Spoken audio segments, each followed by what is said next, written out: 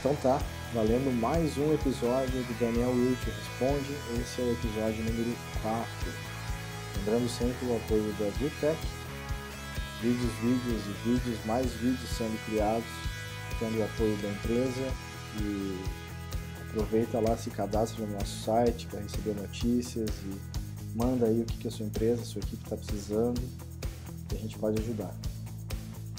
E nesse episódio 4, a pergunta aqui do Paulo, e vai sobre: vale a pena usar time box para as sprints ou um fluxo de entrega contínuo funciona melhor?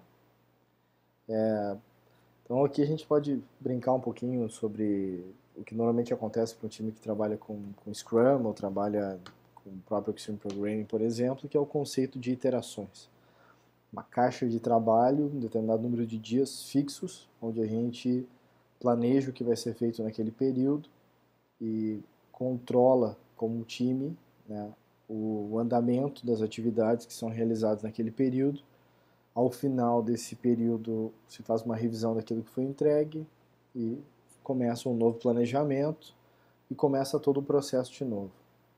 O processo de trabalhar com time box, ele é muito útil para um time que está começando a descobrir um ritmo ou começando a entender o funcionamento das cerimônias para a equipe. Então esse ritmo de poder se organizar como equipe para pensar naquilo que tem que ser feito, o dia a dia, quando começa a realizar reuniões diárias e cada um poder contar aquilo que está sendo trabalhado e como está sendo trabalhado. Então existem várias possibilidades, várias coisas legais em poder começar com um fluxo com time box, tendo as quebras de tempo semanal ou quinzenal para isso. É um modo da gente poder se organizar.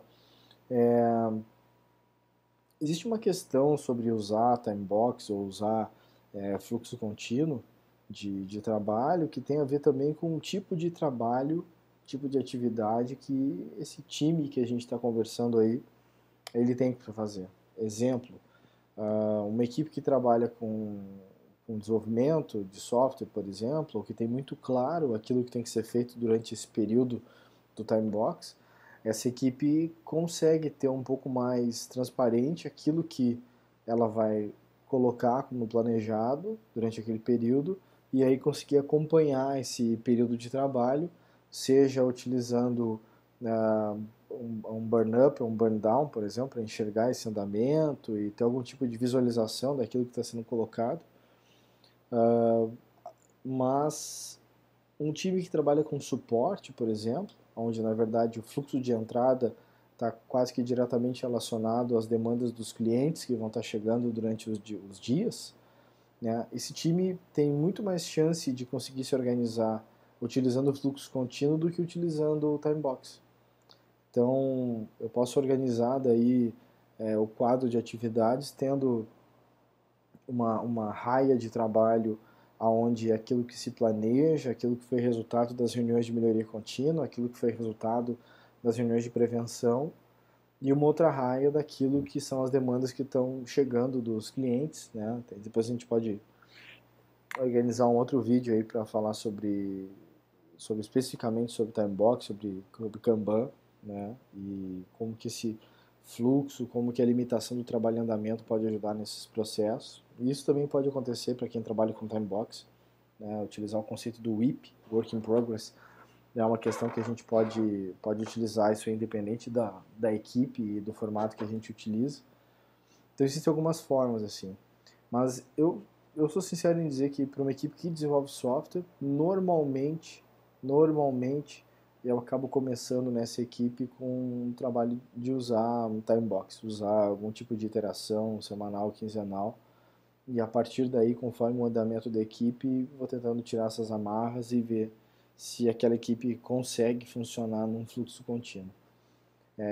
Tudo vai depender também do ritmo dessa equipe, como que ela se organiza. Daqui a pouco o time não consegue ter as conversas com os clientes de uma maneira organizada e não consegue nem gerar demanda se eu tiver que trabalhar de uma forma, ou do jeito como o cliente se organiza, ou do jeito como as pessoas que participam da priorização se organizam, eu acabo meio que sendo obrigado a trabalhar com time box.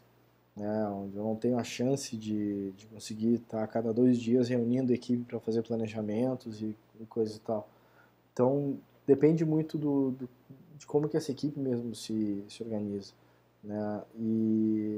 Então tem isso, né? Mas eu acho que todas as equipes podem aprender muito em buscar, né, o fluxo contínuo de trabalho, em buscar esse processo onde continuamente estão entrando coisas a serem feitas e as regras do time vão estar dizendo se aquilo vai ser feito primeiro ou não em relação àquilo que já está colocado no quadro e também os fluxos internos aí de comunicação com o cliente, de validação com ele e tudo mais.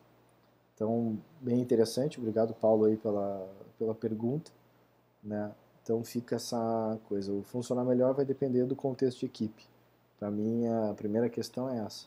Se é um time que recebe demandas diariamente e não existe um momento para pensar a respeito das demandas, né, esse time provavelmente começando com entrega contínua, né, com fluxo de trabalho, né, usando o Kanban, usando um Lean mais puro, vai ter bons resultados, né? Um time que trabalha com desenvolvimento de software, eu diria que ele pode começar muito bem com entregas semanais, né? Algumas das equipes que eu acompanho na própria eMove, por exemplo, trabalham com um fluxo semanal de trabalho e vai muito bem.